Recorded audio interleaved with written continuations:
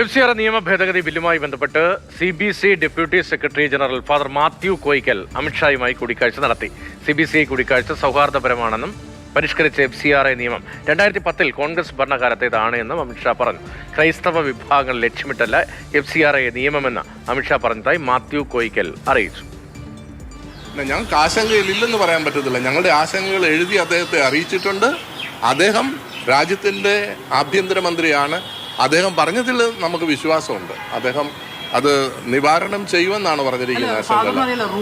Stringent ആക്കി മാറ്റിയിട്ടുണ്ട്. അദ്ദേഹം പറയുന്നത് ഈ നിയമം 2010 കൊണ്ടുവന്ന നിയമമാണ്.